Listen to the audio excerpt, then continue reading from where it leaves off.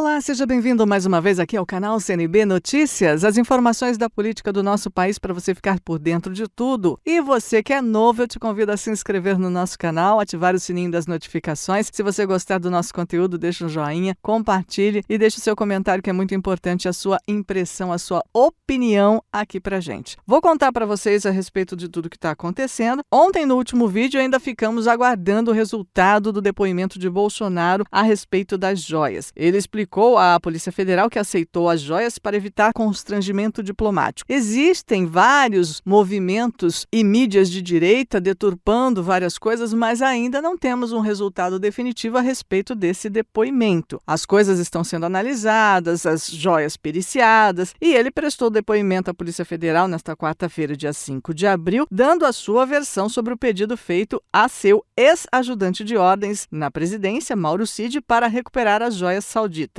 Bolsonaro explicou que solicitou as joias para evitar um possível constrangimento diplomático. Além disso, ele declarou que só teve conhecimento do presente dado pelo príncipe da Arábia Saudita, Mohammed bin Salman, 14 meses após o ocorrido, o que explica o pedido de recuperação das joias na alfândega apenas no final do ano passado. Antes dessa data, ele não havia feito pedido e as joias estavam lá. Enquanto Bolsonaro prestava depoimento em Brasília, o tenente-coronel Mauro Cid também foi ouvido pela Polícia Federal, mas em São Paulo. E aí, detalhes a respeito disso, a gente vai falando para você no decorrer dos dias aqui, conforme forem atualizando as informações. Você fica atento aqui neste canal, ok? É óbvio que a imprensa, a mídia de direita tem distorcido muitas coisas e tem aumentado tudo isso. Mas, enquanto isso, o que eu trago para você de notícia é aquilo que a gente sabe que é verdade. Por exemplo, saiu aqui no Portal Hora de Brasília um relatório do Banco Mundial que aponta que o Brasil teve a melhor gestão da pobreza durante a pandemia na América Latina no quê? No governo Bolsonaro. Esse relatório do Banco Mundial aponta, sim, que durante a pandemia de Covid na América Latina, sob o governo de Jair Bolsonaro, enquanto a maioria dos países da região tiveram um retrocesso de uma década no combate à pobreza, durante esse período de pandemia, que foi um período crítico, o Brasil conseguiu evitar que as pessoas chegassem à linha de pobreza e ainda retirar pessoas dessa situação. Segundo esse relatório, isso ocorreu graças ao auxílio emergencial viabilizado pelo governo federal, com o apoio do Congresso. Esse relatório destaca que a facilidade do Brasil em lidar com a pobreza durante a pandemia foi fundamental para impedir que muitas pessoas cruzassem o limiar da pobreza. Tá aí, relatório do Banco Mundial apontando o governo Bolsonaro como muito positivo, para dizer o mínimo.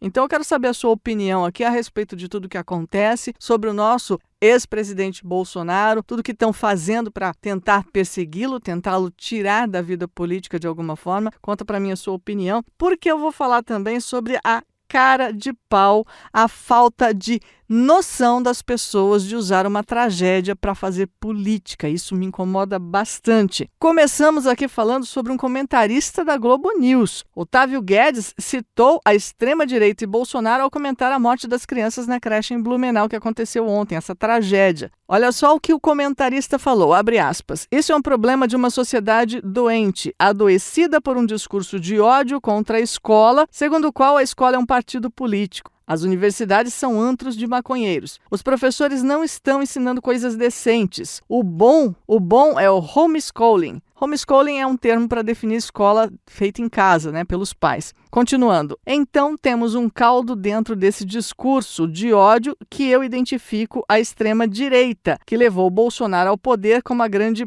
propagadora desse discurso, fecha aspas. Falar de faculdade no momento em que foi uma creche atacada já está um pouco discrepante, Não tem nada a ver uma coisa com a outra. Mas aí usar a parte de falar da direita, falar da política e botar o nome do Bolsonaro no meio para falar de uma coisa que ele só tinha que citar, a tragédia e o fato de ter um psicopata fazendo isso com crianças. Ele não tinha que politizar, mas não foi só ele. É um absurdo como tentam politizar tudo e gostam de jogar a culpa no outro, mas não olham o próprio rabinho. Olha só essa de um ministro do Lula. Ele também usou a tragédia de Blumenau para fazer palanque. E esse ministro, ele relacionou o atentado em Santa Catarina ao suposto culto a armas no país. Só que esse ministro é o ministro dos Direitos Humanos e da Cidadania. Direitos humanos é aquele mesmo que defende os bandidos, não? Tô errada? Conta pra mim, eu tô errada ou tô certa? Bom, o Silvio Almeida, o ministro dos Direitos Humanos e Cidadania, ele usou essa tragédia como palanque político, sim. Ele fez todo um pronunciamento durante uma cerimônia de lançamento de uma cartilha da pasta. No discurso, ele insinuou que os ataques às escolas são motivados por questões ideológicas. Ele disse o seguinte, abre aspas, vamos esperar chegar ao número dos Estados Unidos, considerado modelo por muita gente aí? Vamos esperar chegar a 300 ataques por ano em escolas? Essa gente cultuando arma, querendo dar golpe de Estado no Brasil, querendo que as pessoas morram de fome, querendo que crianças e adolescentes não tenham futuro? Não me conformo com isso. Não quero viver num mundo desse. Recuso-me a viver num mundo assim. Fecha aspas.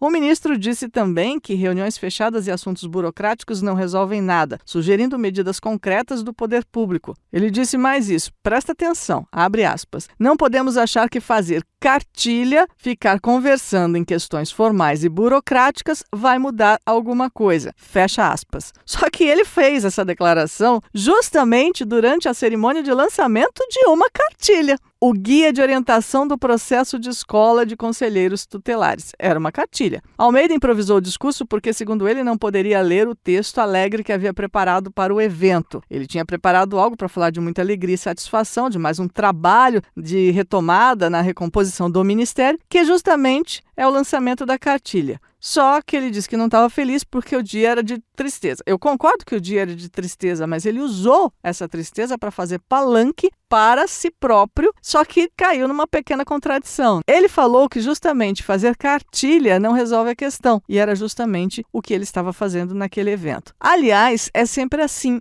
a esquerda, né? Aponta o dedo, mas não olha para o que está fazendo. E no final das contas, defende o quê? Defende bandido. Gente, por falar em escola, o que está sendo muito discutido, e a gente tem que analisar essa questão, são as medidas do novo governo para mudar as coisas que o governo Bolsonaro fez. Aliás, o Lula está fazendo de tudo, ainda vou falar a respeito disso. Está fazendo de tudo para cancelar tudo que o Bolsonaro fez. Isso, para ele, é ponto de honra, só que ele não está observando que as coisas boas têm que ser mantidas. Não importa a ideologia, não importa o lado da política em questão. As coisas boas para o povo devem ser mantidas, e não é isso que o governo Lula está fazendo. Bom, falando sobre escolas, Mendonça Filho critica a decisão do PT de suspender o novo ensino médio. Para o ex-ministro Mendonça Filho, que atualmente é deputado federal, o projeto dava mais flexibilidade curricular e mais protagonismo aos jovens. Ele acredita que a decisão do governo Lula de suspender o novo ensino médio tem o objetivo de saciar a sede ideológica dos radicais de esquerda. Ele manifestou seu descontentamento ontem no programa Oeste Sem Filtro, dia 5 de abril. Ele disse o seguinte, abre aspas, o que o governo fez foi atender à sede ideológica dos setores radicais da esquerda brasileira, para que houvesse discussão de uma reforma que não nasceu em um governo de esquerda. A esquerda sempre dominou o debate acadêmico. Quando você traz uma inovação e não vem desse mundo, do deles, é como se tivesse vindo de Marte.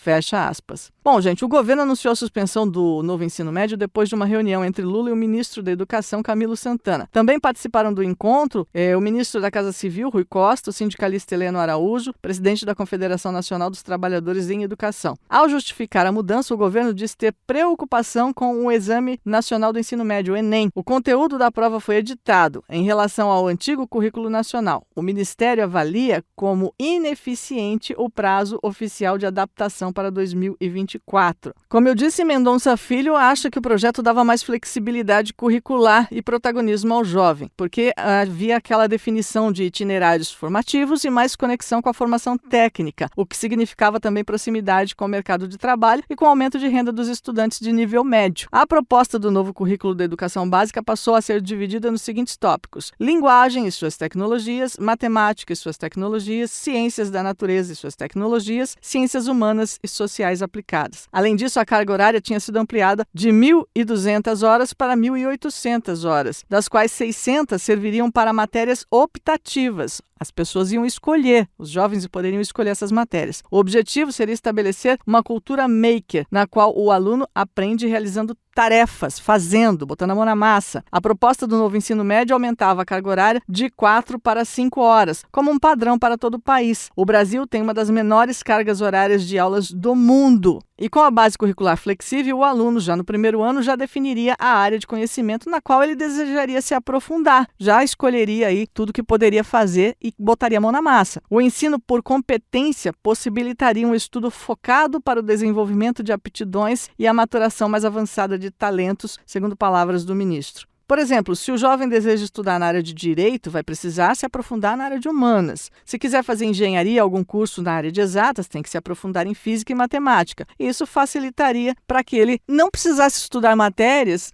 que não têm a ver com a área dele. E também, aumentando a carga horária, que é baixa no Brasil, eles teriam mais tempo de estudo, aperfeiçoando o estudo, melhorando a qualidade de ensino no país. Mas o PT e o Lula não concordaram com isso. E você? O que é que você acha, meu amigo que está aí assistindo esse vídeo? Conta para mim o que você acha. As escolas particulares, por exemplo, elas defendem esse novo ensino médio que o Lula barrou. É porque o Lula não gosta de estudar, né? Nunca gostou de estudar, nunca gostou de trabalhar. Para ele isso aí não é importante. E outra, tem aquela questão. O povo que se mantém ignorante pode ser manipulado mais facilmente, né? E é a política do PT. Gente, para resumir aqui, o governo Lula tem tentado retirar todos os projetos, ou a maioria dos projetos que foram instituídos pelo governo Bolsonaro, ou até mesmo uns que nem começaram, que apenas estão em tramitação. Aí eu deixo para você aqui os comentários a respeito da sua opinião sobre tudo isso, sobre a maneira da esquerda agir nesse sentido, e fico aqui aguardando aquele comentário seu. E se você gostou, deixa um joinha, porque eu volto muito em breve com mais informações. Até o próximo vídeo. Tchau, tchau.